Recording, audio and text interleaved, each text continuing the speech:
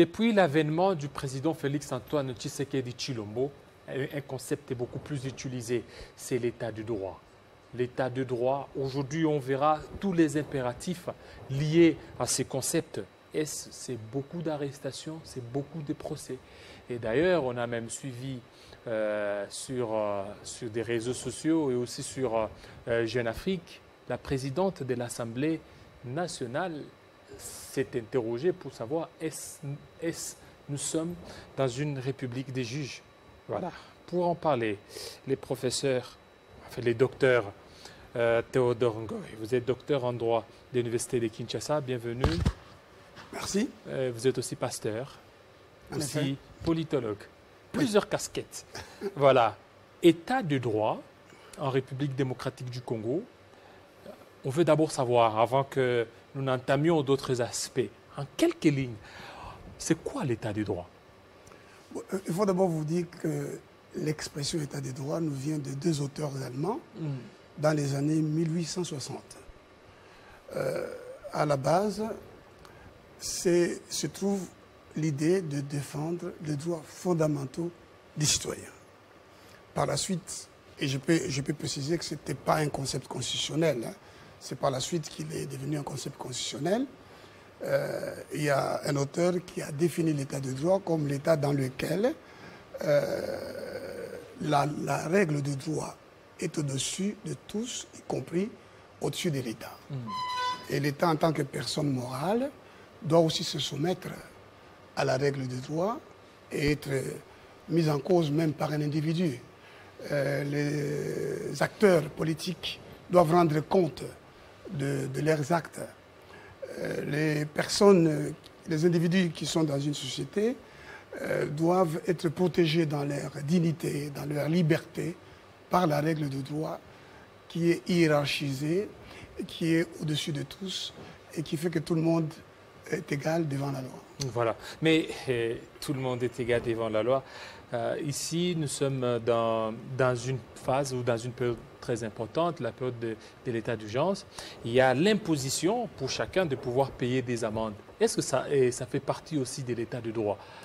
Donc, pour les personnes qui ne respecteraient pas les règles hygiéniques, certainement, par rapport aux mesures barrières. D'abord, il faut dire que la Constitution congolaise interdit toute dérogation à un certain nombre de principes et de droits que cette Constitution considère comme étant fondamentaux. Même et surtout lorsque l'état d'urgence ou l'état de siège a été proclamé. Ce sont les dispositions de l'article 61 de la Constitution. Quels sont ces principes et droits fondamentaux auxquels il ne peut être dérogé? C'est notamment le principe de la légalité des infractions et des peines, les droits de la défense.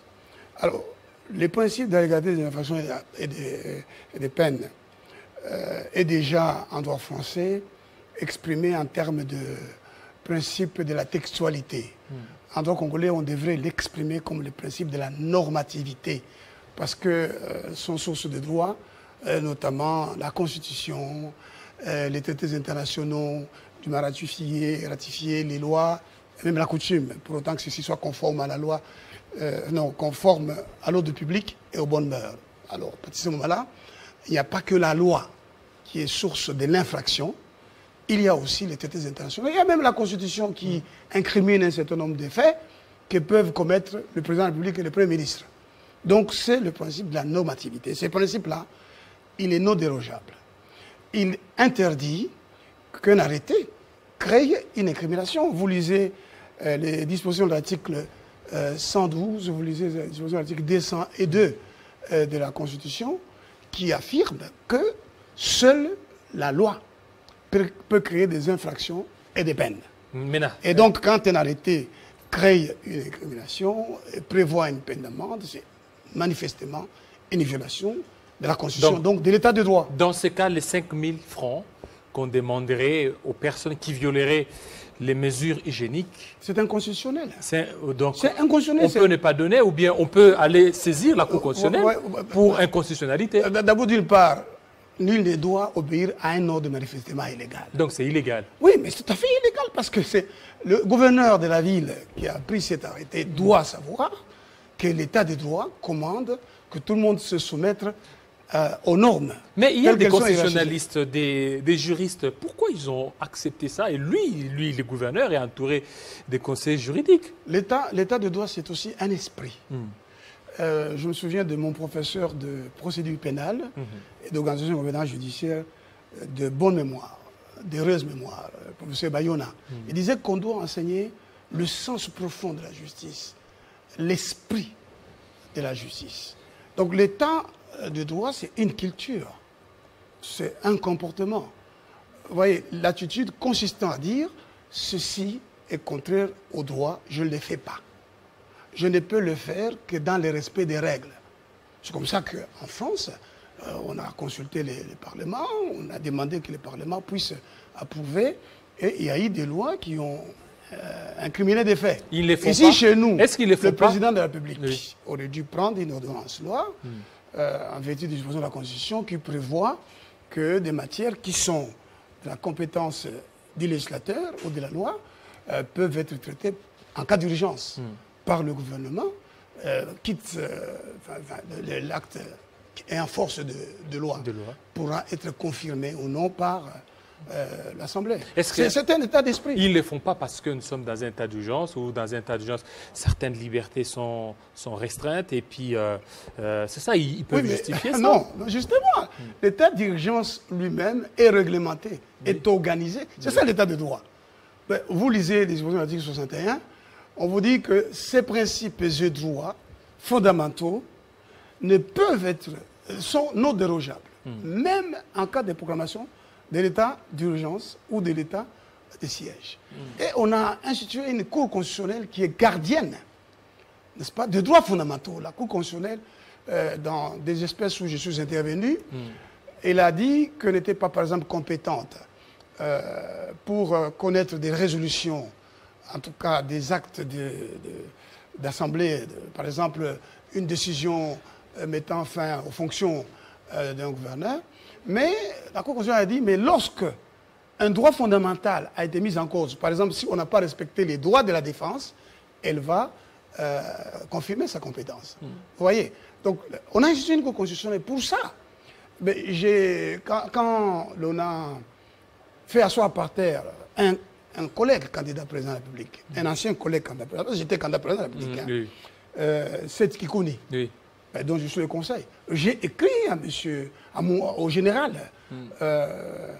Kassongo, qui est commissaire provincial, de la police nationale dans la ville de Kinshasa. Je lui ai fait comprendre que la Constitution, tout le monde doit être soumis à la Constitution, tout le monde doit respecter les droits de l'homme. Je lui ai écrit pour lui dire, mon général, on ne peut pas faire ça. Mais il aurait violé il a violé tous ceux qui ont arrêté M. Kikouni l'ont fait en violation de la Constitution. Je voudrais dire quelque chose ici. Oui. J'ai ces problèmes même lorsque je vais dans les différents parquets, j'échange avec les magistrats. Je crois qu'on n'intériorise pas le projet des sociétés de la Constitution. C'est-à-dire qu'on continue à vouloir appliquer sévèrement et strictement le Code de procédure pénale qui date de 1959, qui est colonialiste, qui a institué un certain nombre de principes, qui avait pour but de placer en détention, de faire peur. Mais il y a une constitution qui a même, si vous voulez, constitutionnalisé des principes qui jusque-là étaient portés par la loi. Eh bien, ces principes doivent être appliqués. Oui. Laissez-moi terminer sur ce point. Je me souviens, j'assistais le président de l'Assemblée provinciale du Haut-Lomami devant un magistrat, un des hauts magistrats de la Cour de cassation. Ben, ces hauts magistrats, en vertu de la Constitution, m'ont autorisé, moi, avocat, à faire des observations qui font partie du procès verbal. Mais la plupart des magistrats rechignent, sont rétifs. Ils estiment qu'ils ne peuvent pas. Alors que la Constitution, c'est une source de droit applicable. Est-ce qu'au nom de l'état du droit, l'infraction comme outrage au chef de l'État peut-elle être appliquée? D'abord, vous parlez de l'outrage. Voilà, outrage. Oui, donc, parce que... C'est de l'offense qu'il faut parler. Voilà. L'offense au chef de l'État. Permettez-moi de vous dire que mon travail de fin des cycles en troisième graduat a porté sur l'offense au chef de l'État. J'ai noté d'ailleurs que M. Soumbou, dans son ouvrage sur des demi-siècles de la jurisprudence, m'a cité, s'est référé à mon travail pour expliquer l'offense au chef de l'État. Parce que j'avais fait un travail qui avait été hautement apprécié par le professeur Akele, qui d'ailleurs, à partir de ce moment-là, a décidé que je le dirige et que je devienne son assistant. Eh bien, l'offense au chef de l'État n'a pas de base légale au Congo. Au Congo. En réalité. Pourquoi? Parce que l'ordonnance numéro 300, l'ordonnance loi de Kassavobo, n'a jamais été confirmée. C'est un acte ayant force de loi. Ce n'est pas une loi. Ce n'est pas un acte législatif. Devait être confirmé par l'Assemblée. Ça n'a pas été fait par les parlements. Et Mobutu, en 71-72, en créant la Cour de sûreté de l'État, a dans un même texte, dans une même loi, n'est-ce pas, à la fois, si vous voulez, créer des incriminations et organiser la procédure. Donc on avait là un texte qui était à la fois une loi des formes et une loi des fonds.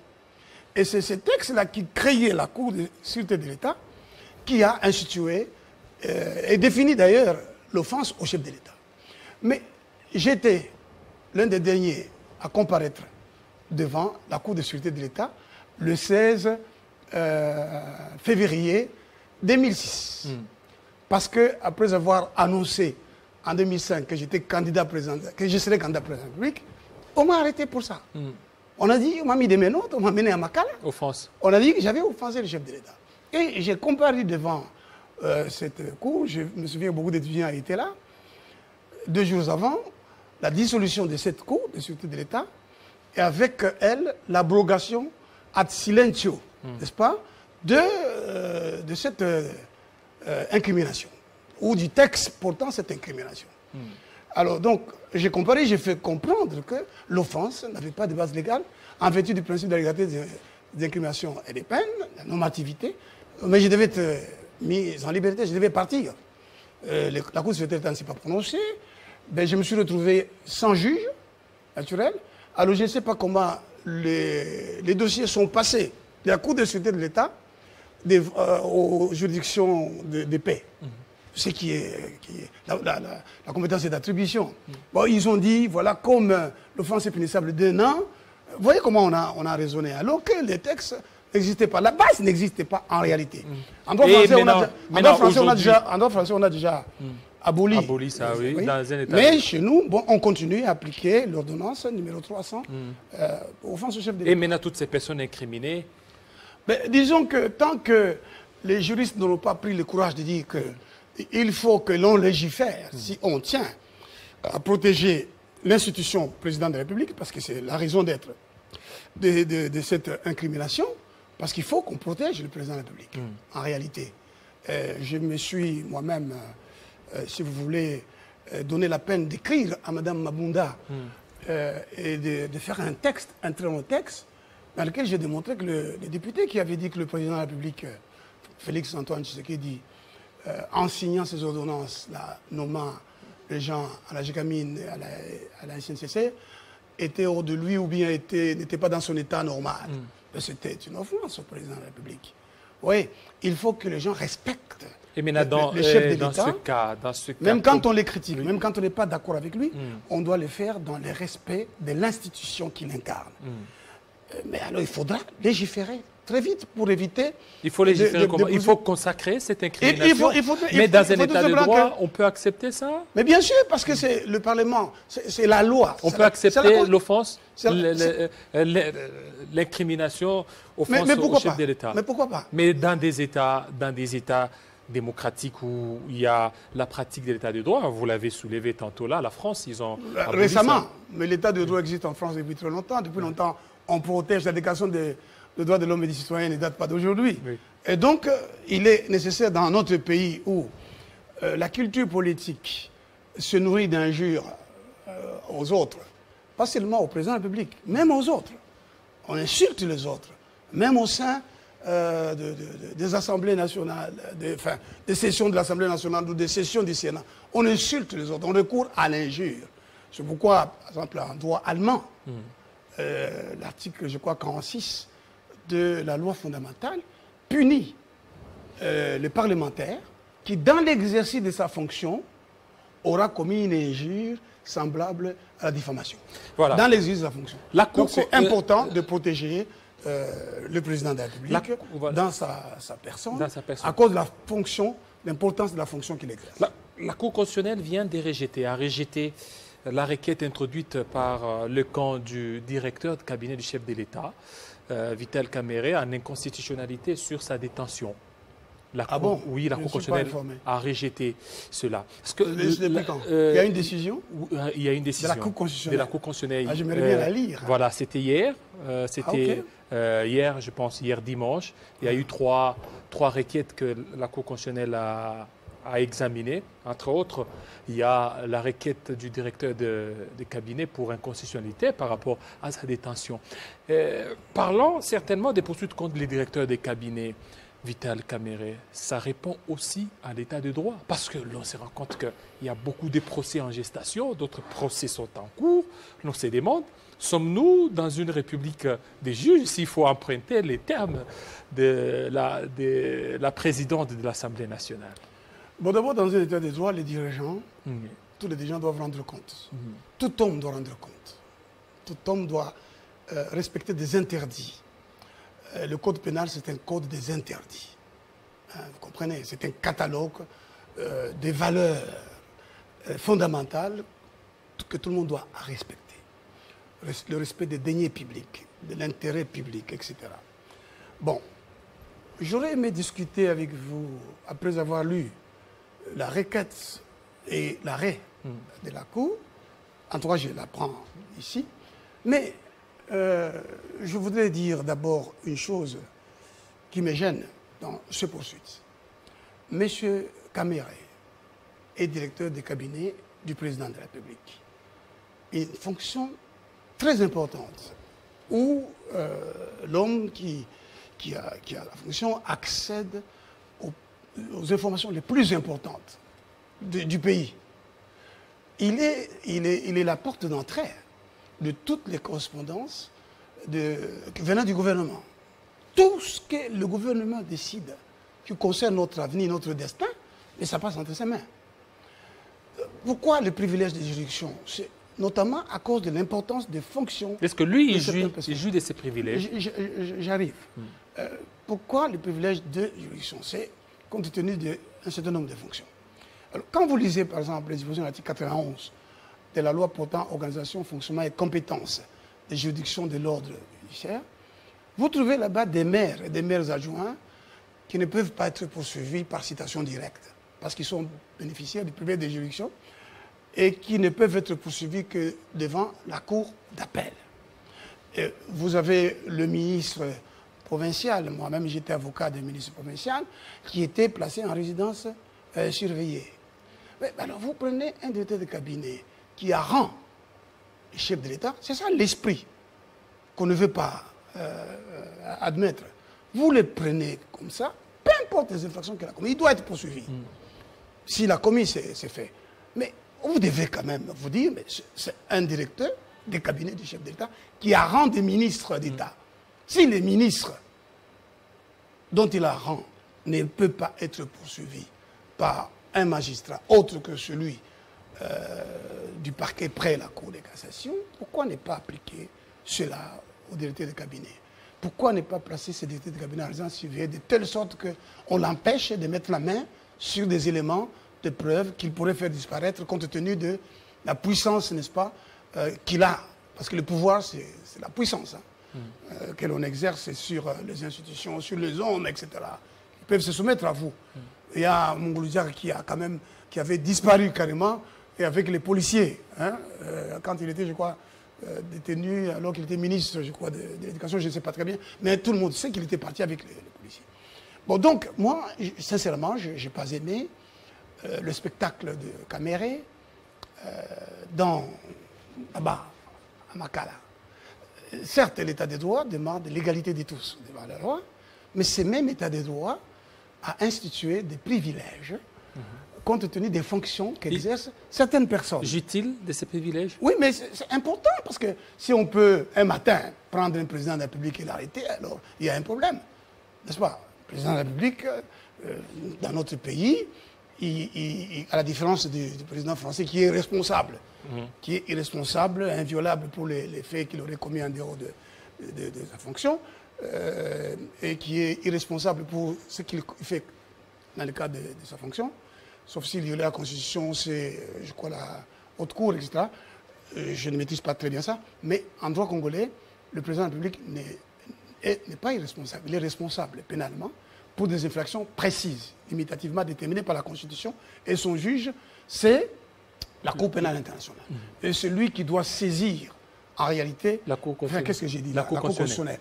Et celui qui doit saisir la Cour constitutionnelle, d'après la Constitution, c'est le Congrès qui décide de la mise en accusation, qui n'autorise pas la mise en accusation, mais qui décide. C'est ce que dit la Constitution. Décide de la mise en accusation. Alors, pourquoi? Parce qu'il est président de la République. Il exerce celui qui incarne la nation. Peu importe ce qu'on peut lui reprocher, il est président de la République, il faut le protéger, il faut le respecter. S'il y a des faits mis à sa charge, il y a une procédure qui respecte sa personne, qui respecte aussi ses droits de citoyen. Notamment si le Sénat veut l'entendre, le président de la République peut se présenter devant, enfin, pas le Sénat, le Congrès, peut se présenter devant le Congrès, assister ou non, s'il le veut. Donc tous les droits doivent lui être reconnus. Donc les privilèges de juridiction ne sont pas, si vous voulez, en porte-à-faux avec la notion de l'état de droit. Vous comprenez?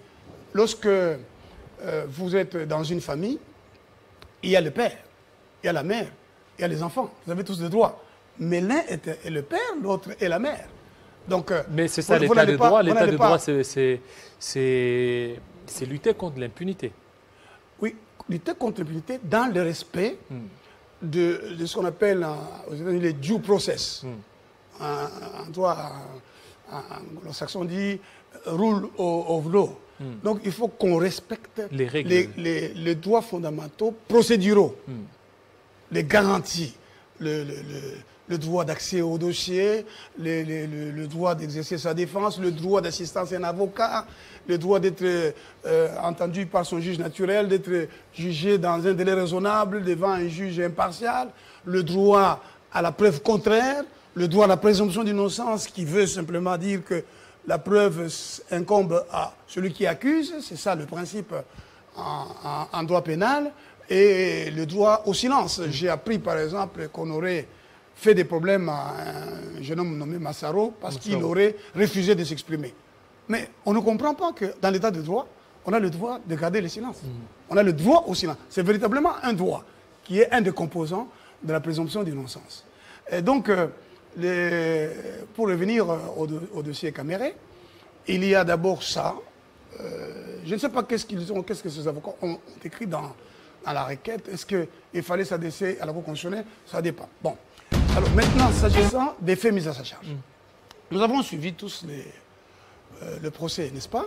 Nous connaissons du dossier, nous ne savons rien d'autre du dossier que ce qui a été dit.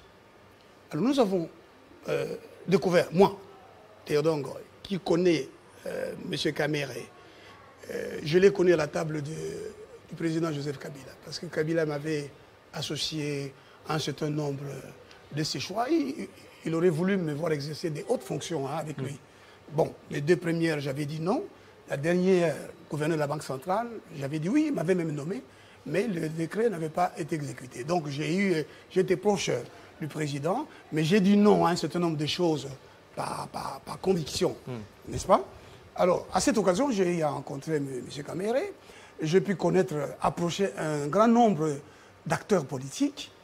Alors, j'avais toujours, si vous voulez, un point de vue un peu négatif sur Caméré. Mais ça a changé le jour que je l'ai vu intervenir, surtout pour s'exprimer. À la deuxième audience. La deuxième audience. Je vis un homme qui a fait d'abord preuve de la maîtrise du rouage de l'État. Ensuite, il a parlé comme un juriste. Alors quand il dit où est Kamere dans tout ça, mais bien, il est en train de demander au ministère public d'apporter la preuve des éléments constitutifs de l'infraction de détournement de deniers publics. La Cour suprême de justice a déjà décidé, en application des dispositions de l'article 145, que le ministère public doit prouver l'élément matériel. L'élément matériel, c'est la détention précaire, n'est-ce pas, qui par une translation frauduleuse par le détournement devient une possession définitive au profit de l'auteur de l'infraction ou du tiers. Donc, quand on cherche les éléments constitutifs, il faut que la personne bien déterminée, fonctionnaire public, etc., ayant ses qualités, étant en fonction, ait eu l'occasion d'avoir entre ses mains les deniers. Il faut qu'il y ait eu, il faut apporter la preuve de la détention précaire et prouver que cette détention précaire, c'est l'élément moral, a été transformée par la volonté, n'est-ce pas, de s'approprier un bien qui appartient à l'État. Eh bien, là, au cours de l'instruction de ce jour-là, je n'ai pas vu où on a dit, enfin, pour rester sur les éléments constitutifs, il faut être un fonctionnaire, il faut être représentant des intérêts de l'État au sein d'une société privée ou parastatale, etc. Mais alors, il faut avoir eu entre ses mains, à l'occasion, en vertu du fait qu'on exerce cette fonction, ou à cause du fait qu'on exerce cette fonction, on a eu entre ses mains, c'est ce que la jurisprudence de la Cour suprême appelle la détention précaire. Parce que, pourquoi? Parce que vous devez en faire un but déterminé. Monsieur Jamal a un contrat avec l'État congolais. Mais est-ce qu'il est en train d'exécuter ces contrats? Il a démontré qu'il a déjà acquis, n'est-ce pas, les maisons préfabriquées. Il a demandé même une descente sur le terrain, il faut qu'on la lui accorde, pour aller montrer qu'en exécution du contrat avec la République, il existe des maisons au Kantiati, il existe des maisons en Bujimaï, il existerait même des conteneurs qui n'attendraient que le paiement par l'État congolais des sommes convenues pour qu'il amène ça. Voilà. Alors, en ce moment-là, pardon, que je finisse ce point. En ce moment-là, parce que c'est dans l'exécution du contrat, il a certes détenu les deniers, mais il les a utilisés, n'est-ce pas, pour les fins pour lesquelles il les a reçus. Vous n'avez pas dit non parce que vous avez sorti de votre compte de l'argent, vous avez donné à Kilolo, vous avez donné à tel. Bon, ça, c'est pas l'infraction de détournement, c'est une autre infraction éventuellement. S'il se trouve que M. Kilolo est un fonctionnaire public qui a été intéressé, qui a joué un rôle, ça pourrait être peut-être la corruption, n'est-ce pas? Mais pas de détournement, là-bas. Voilà. Et donc, il faut qu'on prouve que M. Jamal n'a pas utilisé les fonds qu'il a détenus aux fins, pour les fins pour lesquelles. Voilà. Et puis que M. Kamere, pour qu'on établisse les détournements, on doit prouver qu'il y a eu une détention précaire et une translation frauduleuse par détournement. Voilà, et pour terminer, les refus du Sénat d'élever les immunités du président Alexis Thambwe Mwamba. Ça répond aussi c'est le motif qui est intéressant. Hein. Pourquoi le Sénat a refusé, dit non, parce qu'il était dans l'exercice de sa fonction. Mais la question de droit qu'il faut poser, est-ce qu'un parlementaire, dans l'exercice de sa fonction, peut commettre une infraction? Je venais de vous le dire ici, l'article 46 de la loi fondamentale en Allemagne. Mais il faut aussi voir le règlement de l'Assemblée nationale qui prévoit qu'un député peut commettre une infraction flagrante au sein de l'hémicycle. Donc on peut commettre une infraction pendant l'exercice de ses fonctions. La loi fondamentale et même le Conseil constitutionnel français, bon, ils ont déjà démontré que ce qu'il faut, c'est les actes qui rentrent dans le cadre de l'exercice. Voilà, merci beaucoup. Donc pour le moment, comme le Sénat a refusé, il n'y aura plus de poursuites. Bon. Même si le PGR demandait fait encore une autre demande, ça sera comment? Je voudrais d'abord préciser, quand vous lisez l'article 107 de la Constitution, c'est que même l'Assemblée, d'ailleurs l'Assemblée l'a fait, a demandé la suspension des poursuites. N'est-ce pas, pour un temps. Oui. Donc, ils n'ont pas voulu autoriser les poursuites maintenant. c'est une infraction instantanée pour laquelle il est poursuivi. Le délai de prescription a commencé à courir, mais interrompu par les actes d'instruction. Donc, il pourra, on pourra le poursuivre après, il pourra toujours en dehors éventuellement s'il n'y a pas prescription. Voilà, s'il n'y a pas prescription. Merci, fidèles téléspectateurs. La matière est vraiment si abondante, on devrait quand même brosser un peu toutes les matières parce que le droit est beau, surtout son raisonnement. Ça n'est fini, fidèles téléspectateurs. Restez branchés sur nos antennes. Sûrement, on va devoir aborder. Ouais. Restez branchés sur nos antennes de Télé 50. Tout à l'heure, la grande édition de Grâce à Lambo, il sera 20h. Dans l'Est de la République démocratique du Congo, vivez sans temps, vivez aussi mieux, tout en respectant les gestes barrières pour contrer la pandémie coronavirus.